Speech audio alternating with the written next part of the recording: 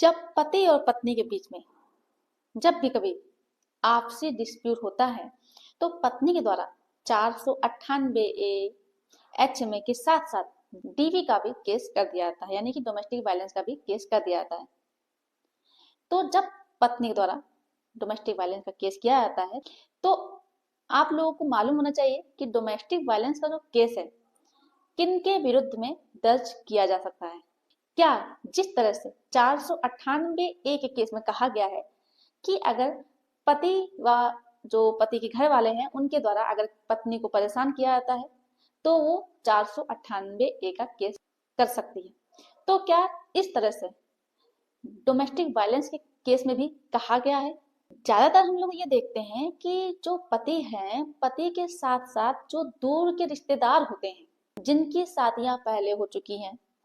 वो अब बहुत दूर रहते हैं, उनका भी नाम दर्ज करा दिया जाता है। तो इससे संबंधित कानून क्या कहता है, तो आज हम इन सारी चीजों से रिलेटेड जानकारी इस वीडियो के माध्यम से आप सभी लोगों को देने वाले हैं। तो आप लोगों को करना क्या है कि वीडियो को पूरा अंत तक देखना है, बिल्कुल भी स्किप नहीं करना है, तभी आप सभी लोगों को अच्छे से जानकारी समझ में आएगी। दूसरा काम आप सभी लोगों को ये करना है कि अगर आप नए हैं, चैनल में पहली बार आए हैं, तो यह आपका ही चैनल है, आप इसे सब्सक्राइब जरूर कर दें, साथ में बेल आइकन जरूर दबा दें, जिससे कि हम जो भी नई अपडेट डालें उसका नोटिफिकेशन आपके पास आता रहे और आप जानकारी प्राप्त करते रहें।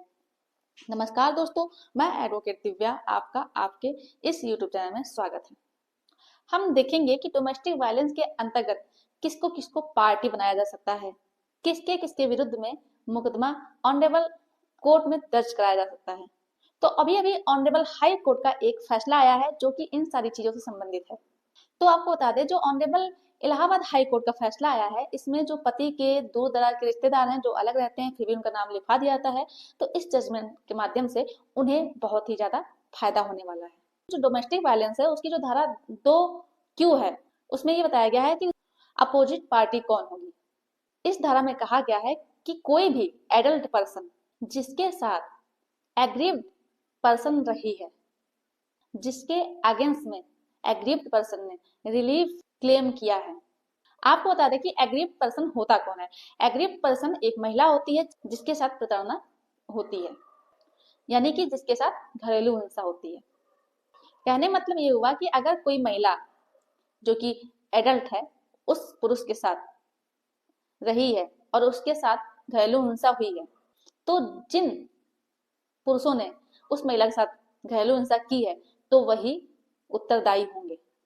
और उनके अगेंस्ट में महिला डोमेस्टिक वायलेंस का केस दाखिल कर सकती है। अब यहाँ पर आपको बता दें कि डोमेस्टिक रिलेशनशिप की बात आती है जो कि धारा 2F में बताया गया है। 2F में ये बताया गया है कि अगर कोई व्यक्ति उस महिला के साथ रह रहा है या फिर किसी समय उस महिला के साथ रह चुका है, किस तरह से रह चुका है, हस्बैंड वाइफ के रिलेशनशिप में रह चुका है या फिर परिवार का कोई सदस्य है। कहने मतलब अगर कोई महिला किसी भी मेल के साथ, किसी भी पुरुष के साथ डोमेस्टिक रिलेशनशिप में रही है तो वो किसी भी व्यक्ति के अगेंस्ट में डोमेस्टिक वायलेंस का केस फाइल कर सकती है। आप लोगों के मन में जो ये क्वेश्चन रहता है कि किसके ऊपर डोमेस्टिक वायलेंस का केस किया जा सकता है, तो अब ये क्लियर हो गया होगा कि डोमेस्टिक वायलेंस का केस करने के लिए डोमेस्टिक रिलेशनशिप होना चाहिए। तो अब प्रश्न ये उठता है कि जब वो महिला शादी होने के बाद अपने ससुराल गई है, उसके पहले उसकी ननद की शादी हो गई है और वो अलग रहती है, तो क्या वो महिला अपनी ननद के ऊपर या फिर अपने नंदोई के ऊपर केस कर सकती है। तो आपको बता दें कि जो हमने अभी तक आपको बताया है डोमेस्टिक वायलेंस के जो डेफिनेशन दी है, परिभाषा दी है, उसके अंतर्गत उनके ऊपर केसेस नहीं किया जा सकता है। अब प्रश्न ये उठता है कि जो ननद होती है, नंदोई होती है, वो अपने घर तो आती ही है, तो अगर कोई ननद या नंदोई जो कि शादी हो गई है वो अलग रह रहे हैं और त्योहार में अगर आते भी हैं या कभी आ भी गए 1-2 दिन के लिए, तो उसे डोमेस्टिक रिलेशनशिप नहीं माना जाता है। तो आपको बता दें कि जो उन्हीं लोगों के ऊपर केस किया जा सकता है जो एक छत के नीचे रहते हैं, उन्हीं को डोमेस्टिक रिलेशनशिप के अंतर्गत माना जाता है। इसमें होता ये है कि इस केस में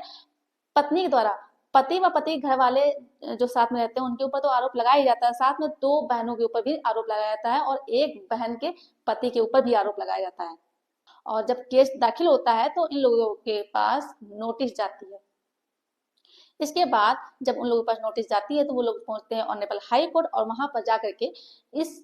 डोमेस्टिक वायलेंस के जो पूरा प्रोसेस है इसे क्वेश्चन करने के लिए रिट पिटिशन डालते हैं। वहां पर सारे फैक्ट को देखा जाता है और जो डोमेस्टिक वायलेंस के केस में जो धारा 2F है उसके फैक्ट के बारे में भी देखा जाता है